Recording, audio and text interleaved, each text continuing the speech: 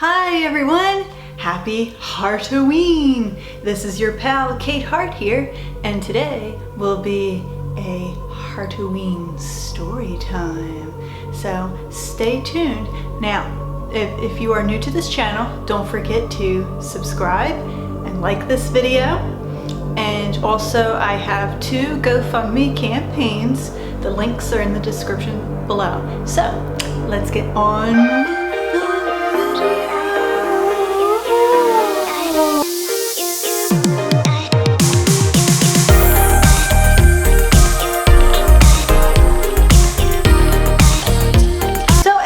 Wondering what character I am playing or dressed up as today. I am a unicorn, duh. And here's my horn and ears and my pretty fluffy wings. Look at them. Aren't they just so gorgeous? Anyway, yes, and then of course I have my tutu and my tail, and of course look how pretty that is. And I also have my pretty hooves, which happens to be my bedroom slippers, but I love the pink one of these things. I mean, let me see if I can back up so you can see them. I don't know if you can quite see them, but there you go. There's my hooves right there. Pretty stylish, huh? Yeah, yeah. So anyway, well, this weekend my husband and I are going to a friend's house, and they're having a Halloween party, so I'm really excited about that, yay! Halloween is one of my favorite holidays, and of course October period is my favorite time of the year, and then of course there's Christmas and yeah. So anyway, well, I happen to have a Hart-O-Ween story that I want to share with y'all.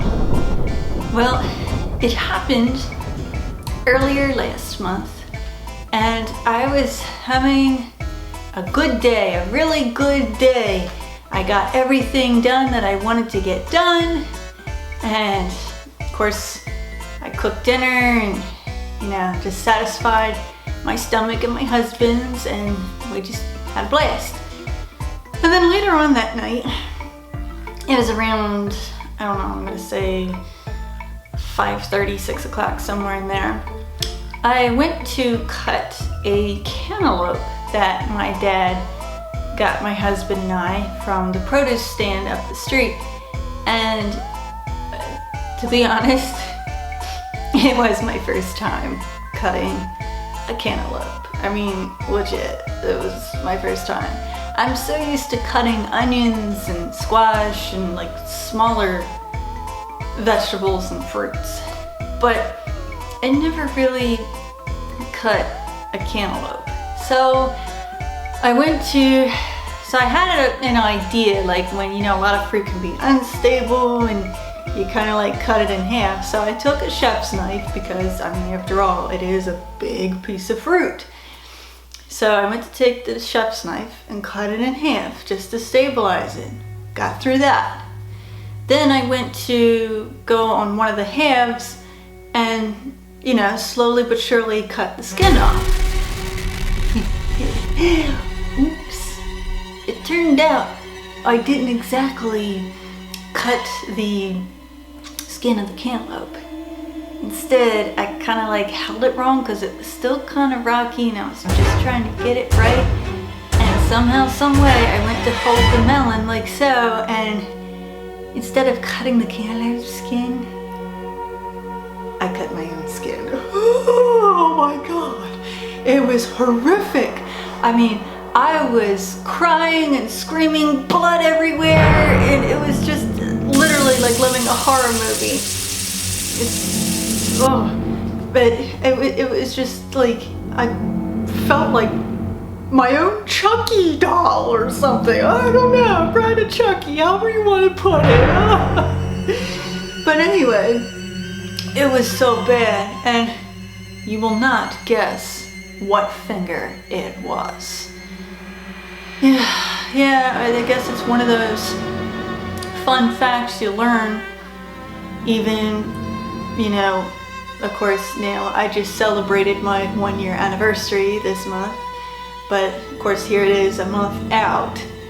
And one of those things is you're newlyweds and you learn all these fun facts about marriage, oh boy. Really, guess what finger it was?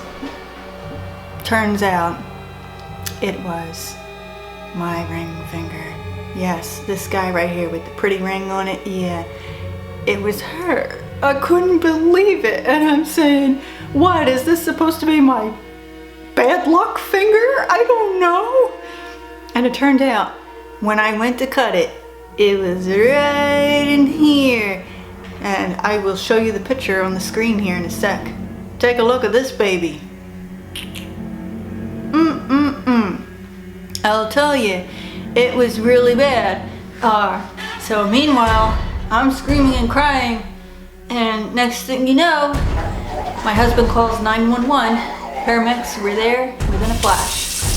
And I kept it, thank God, it only bled for maybe 2 minutes, and then it finally stopped bleeding because I kept it running under cold water. And it was just like, I felt like I was going to pass out, because to tell you the truth, yes, I may be a movie producer, and yes, I do special effects makeup too as well, along with, and that includes blood, yes. However, that I can deal with, but when it's the real deal, I don't know, man, that stuff makes me pass out. I almost did too. So the paramedics, they got here and they took good care of me, and thank you, kind gentlemen, for taking good care of my finger and helping me calm down from that, because I thought for sure I was going to pass out on you guys. I mean, really. If I looked blue, don't be too surprised. That's why. Well, anyway, yes. So they told me to go to the hospital, and of course Sean was able to drive me, of course. And so meanwhile, I'm going in circles like back and forth. Wait, I'm trying to calm down, figure out, wait, what did the paramedics tell us to do? Did they tell us to go to the hospital or what? So something was telling me on the inside to just go. So I did. I went to the hospital, and then the doctors and the nurses, it was just so weird. They gave me this French stuff. I forget what the French name it is. But it looked like I was dipping my finger in soy sauce. And I thought to myself, as much as I love sushi, I don't know if I can eat sushi ever again, because I'm gonna think of my finger in the soy sauce. This is terrible. I had to dip it in a little here and there because it hurts so bad. So I finally got through it. So then meanwhile, doctor was telling me, yeah, you might have to get an x-ray, make sure you didn't get the bone and all. I said, bone? Wait, what? You know, what did I do? What did I do? So, meanwhile, the doctor comes back and he stitches my finger. First of all, well, of course, he had to numb it. And I didn't even, you know, when he said stitches and everything, I said, great. I guess from now on, my finger is considered Bride of Frankenstein, and not just for this time of year, but I don't know what it is. But anyway, so my finger, it had to get stitches, and the doctor went to numb it, and oh my God, talk about you felt like you were strapped to an electronic chair. It was so painful. Just for this guy, that's it. So luckily I did not have to get an x-ray because I didn't cut it close enough to the bone, but it was considered a deep wound. I mean, I cut a good piece of layer of skin off, probably quite a few. Not quite made it to the bone, so oh, thank God. Anyway, so yeah, then I went to, so the doctor, once it was numb enough, he went to stitch it, and I was just, And ironically, that day, I was helping my husband hem his pants. So I had to do a little bit of sewing on his dress pants because we were getting ready that weekend for a friend's wedding. And here I was just being delicate with that needle, making sure it didn't come near my fingers as I was poking my way through per stitch. Well, come to find out, here I thought I had the fear of needles, when really now I think I have more the fear of knives, when I felt braver with those than I did needles. But so anyway, it felt like the doctor was sewing my finger. It was like the strangest feeling, because the only spot I've ever gotten stitches was when I got my wisdom teeth pulled, and of course I was out. This time it was kind of like I just had a little sensation of it, but it just in my mind it felt like, oh no, what about sewing? Am I ever going to sew again? Am I ever going to be able to cut again? And then when the doctor left the room, Sean kind of yelled at me nicely. He said, babe, you are not going to dress up as Chucky, Bride of Chucky, or any character that has a knife for Halloween, first of all. And right behind that, you are never, ever, ever cutting fruit, not even put butter on a piece of toast, ever again. I will do it for you. So I said, okay, all right, I won't cut ever again. No. So, see, my husband, he was looking out for me. He was all worried because he doesn't want that to happen to me ever again. So from now on, the deal is he will cut all the fruits and vegetables for me, and all I have to do is just cook it. That's a done deal. Thank you, babe. I love you. Mwah. Shout out to my hubby. So anyway, yeah, well, coming home, of course, I know that Sean, he was all worried when we first got to the hospital. He wanted to make sure that, you know, because of all the COVID stuff and everything, some hospitals are very strict. They don't let family members in with their loved ones and stuff. But this one was really good to me. And Sean was telling everybody out front, you know, he says, you know, I have to be in the room with my wife. I have to be there with her. She needs me. Don't make me cry. I'm gonna melt all my glitter on my pretty face. So anyway, yeah. But we were there, let's see, by the time we got to the hospital, because I was trying to calm down at home, we got there probably around midnight, and then we got out about 2 a.m. So meanwhile, of course my blood pressure was a little bit sky high because of all the nerves and everything. I was just, I just couldn't wait to get out of there. But everybody treated me well, I have to say. A big shout out to the hospital. Everybody was fantastic, including the doctor. So, meanwhile, I said, Doc, are you sure I'm gonna be okay this weekend? Because we got a friend's wedding to go to. I mean, you know, drinking, dancing, and yeah, am I gonna be okay to dance on the dance floor? He said, absolutely, you can dance your heart out all you want. And I said, okay, fantastic. And then I said, you know, can I eat tonight? I really could go for some McDonald's French fries just to calm me down. He said, you can eat.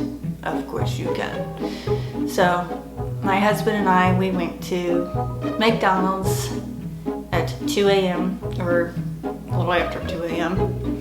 by the time we got there. So technically it probably would have been like 2:30, 3 in the morning. And my husband and I, we went to McDonald's and topped everything off just with them fries, man. They are pure medicine. And those McDonald's fries, as soon as I stuck it into my mouth, it made me cry. It tasted heavenly. They really are. I don't care what anybody says. Even though I have to say Chick-fil-A fries are my favorite fries, but right behind that, McDonald's, definitely. So, but that was the only place that was open at 3 o'clock in the morning, so I had to go with McDonald's fries. So, I had to say, it is a heartwarming story, yet at first it's horrific, but, you know, like I said, by the time I got home, after those fries and everything, I had to put some Neosporin on my finger. But yeah, take a look at this. By the time I got home, there's the photo again. Yeah. Definitely Bride of Frankenstein. I even had to send that meme to my mom. And then the next morning, this is how it looked. A little bit better, but still very gross. Yeah. And let me tell you, it was torturous with what I had to go through. I mean, I love getting bath bombs and hot bubble baths just to chill, and even just to normally take a shower. Well, the doctor told me when I had my stitches in that I couldn't get my finger wet with the stitches. So he told me, no bathing, don't get your finger wet when you wash your hands or get in the shower, and no showering for the first 24 or 48 hours. And I'm like, what? Especially after a hospital. I mean, you would think with all these germs you have to deal with, and I didn't know. Miss Clean Freak here, let me tell you. Anyway, but yes, I wasn't even allowed to bathe for, technically the way things worked out was a week and a half, and then I couldn't, of course, every time I would go in the shower after the 24 or 48 hour period, I had to put a special dressing on my finger, which kind of looks like what I call finger condom. I mean, seriously, it did. It was just like, oh my god, what is this thing? And it was like, literally, it felt like I was putting a condom on my finger. And then I had to put some kind of gauze on the inside, and then the finger condom. And then I had to put this glove over top my hand so I wouldn't get that hand wet, because chances are if I get anything else wet, then I'm gonna get this wet. And I had to kind of like go a little bit at a time around my hand, and let me tell you, it was torturous. And then I had to keep the Neosporin on. I mean, heck, I had to even at nighttime. Now I would let it air out during the day, but at night I had to put the finger condom on and wrap it around with a band-aid just to keep it on so my stitches wouldn't get caught up in the sheets and all. I mean, it was just torturous, and I'd wake up taking that thing off my finger, sweating. It felt gross, even more gross. And then there were times in the middle of the night, if I was sleeping in a certain position, I would have to put my finger, like if I was putting my finger and rubbing it up against something, like even if it's just a very, very light tap, I mean, it would still be like, ew, my finger, something don't feel right, and I would forget, oh no, I have stitches in there. So then I had to, even when washing my hands or putting hand sanitizer on, I had to keep my hand under the faucet a certain way to where I'd be rubbing up here and going here rather than just doing the old-fashioned way. It was torturous. I was just like, please God, I can't wait to get these stitches out. And then finally, once them babies were out, I was like, I can wash my hands now? I can take a bath? There's bubbles? Bath bombs? Really? I couldn't wait. I even had to wear the finger condom at our friend's wedding. You see this ring here? The doctor said I couldn't wear my ring, which really, really sucked. I love this thing. And I was missing it. but I couldn't, the doctor said I wasn't allowed to wear it because if I went to put it back on, it would have interfered with the stitches and got caught, and yeah. Even just if I were to take it off at night, which I normally don't sleep with my ring on, because, you know, that could easily get caught in sheets and all, just, ugh, such a mess. But anyway, I could not wear my ring until I got the stitches out. So instead, I had to wear a finger condom just to protect myself from touching things, and you never know. Take a look at this picture. Yeah, also had to wear a finger condom at our friend's wedding. Something I'll never ever forget. But once I put my ring back on, after getting my stitches removed, I was happy, period, yeah. And then as time went on, and then eventually I got my stitches out and definitely lived happily ever after. So it is definitely a story that I'll never forget, but definitely just, you know, a little heads up with cutting fruit in the future. Hopefully that will not happen again. That makes me very nervous.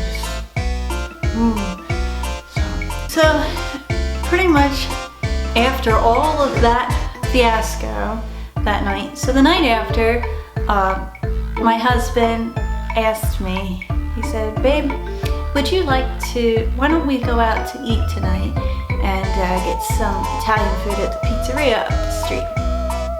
And I said, okay babe, I love that. So he was worried about my finger and he didn't want me to go because he was really worried about me.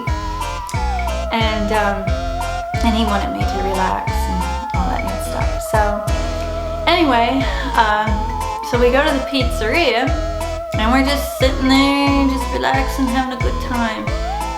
And guess who runs into us? Yes, that's right, the paramedics ran into us. They recognized us right away.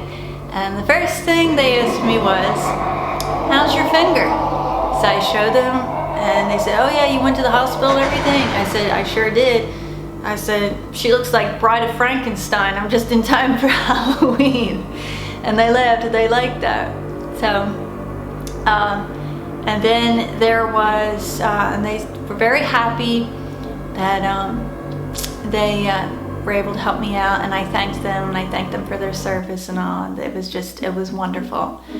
So then, it was, I think a week or two later after I got my stitches removed, we ran into them again at the pizzeria and not thinking anything of it. And they said, oh, how's your finger doing? I said, oh, much, much better. I said, take a look at that. As if nothing ever happened. And they were so happy for me. And they kept telling us over and over, if you need us, you call us. It was such a heartwarming story. Yes, it's horrific too, but it ends well. And I just want to thank everybody who took good care of me, including my husband, Sean. So anyway, well, that is my Hart-O-Ween story for you all. Of course, I'd like to wish you all a happy Hart-O-Ween, and hopefully all of you guys got lined up trick-or-treating, a Halloween party, whatever it is. You know, I hope you enjoy it this year. And don't forget to like this video and subscribe to my channel, and check out my GoFundMe campaigns as well. I'm building my studio for my movie production company is one of the campaigns, as well as the other campaign is to help me support with particular projects and to help spread my message on autism. I happen to have autism myself, so yeah, and I'll be posting more videos soon on that. And yeah, so I love you all, and happy Hart-O-Ween. There it is.